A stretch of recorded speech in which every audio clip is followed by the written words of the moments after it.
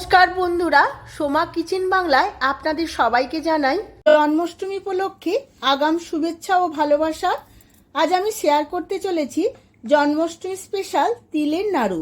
জন্মাষ্টমী হোক বা যে কোনো পূজাতে ভোগ নিবেদন করতে বাইরের দোকানে না কিনে বাড়িতেই যদি এইভাবে খুব সহজেই বানিয়ে ফেলা যায় তাহলে কেমন হয়, তার জন্য সম্পূর্ণ ভিডিওটি দেখতে হবে।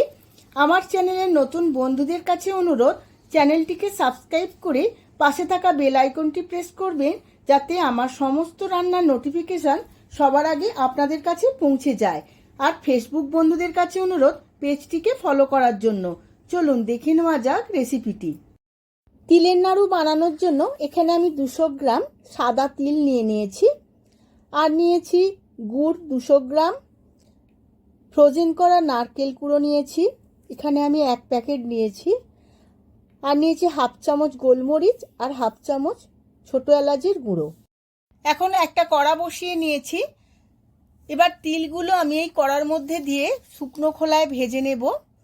এইভাবে লো ফ্লেমে সময় নিয়ে ভাজতে হবে, যাতে না লাল হয়ে যায়, তখন নাড়ু দেখতে ভালো লাগবে না। তিলগুলো আমার ভাজা হয়ে গেছে, আমি 10 মিনিটের মতো লো ফ্লেমে ভেজে নিয়েছি। এবার নামিয়ে নেব। আবারও কড়া বসিয়ে নিয়েছি। এবার সমস্ত গুড়টা কড়ার মধ্যে দিয়ে দেব।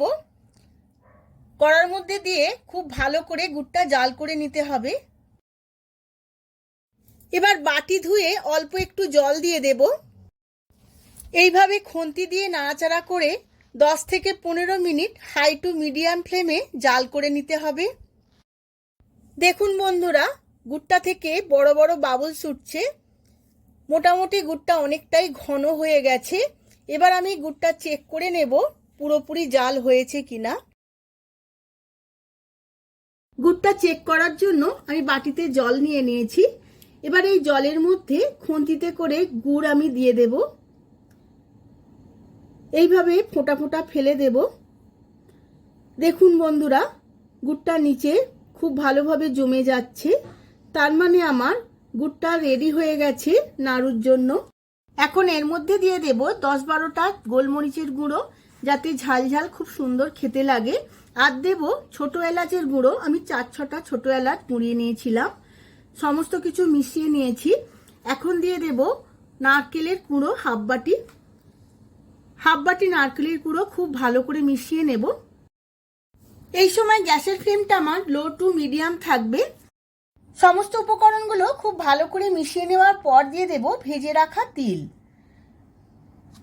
সমস্ত তিলগুলো দিয়ে আমি খুব ভালো করে মিশিয়ে নেব। এই সময় আমার গ্যাসের ফ্লেমটা লোতেই থাকবে, না হলে নিচে লেগে যেতে পারে। এই সময় 5 থেকে 7 মিনিট খুব ভালোভাবে নাড়াচাড়া করে নেব। তিলের নাড়ুর পাকটা ঢালার জন্য একটা প্লেটের মধ্যে অল্প একটু ঘি মাখিয়ে নিচ্ছি, যাতে পাকটা এর মধ্যে এঁটে না যায়। নাড়ুর পাকটা একদম রেডি হয়ে গেছে। এবার প্লেটের মধ্যে ঢেলে নেব। পরিমাণ মতো গুড় আর পরিমাণ মতো তিল থাকলে একদম পারফেক্ট তিলের নাড়ু তৈরি হয়। এবার গরম গরম অবস্থাতে আমাকে গড়ে নিতে হবে নাড়ুগুলো। হাতের তেলের মধ্যে একটু ঘি মাখিয়ে নেব, আর গরম অবস্থাতে এইভাবে পাকিয়ে নিতে হবে।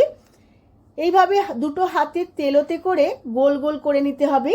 এই সময় খুবই হাতে গরম লাগবে, কিন্তু তাও গরম গরম অবস্থাতেই গোল করে নিতে হবে। দেখুন বন্ধুরা, একটা নাড়ু হয়ে গেল। আবারও একটা দেখিয়ে দিচ্ছি। এইভাবে হাতে করে মুঠো করে প্রথমে এইভাবে গোল করতে হবে। এবার দুটো হাতের তালুতে করে চেপে চেপে গোল করতে হবে। খুব তাড়াতাড়ি না করলে একটু ঠান্ডা হয়ে গেলে নাড়ু আর পাকানো যাবে না, তাই খুব গরম অবস্থাতেই পাকাতে হবে। এইভাবেই আমি সমস্ত তিলের নাড়ুগুলো গোল গোল করে পাকিয়ে নেব। তিলের নাড়ু একদম রেডি।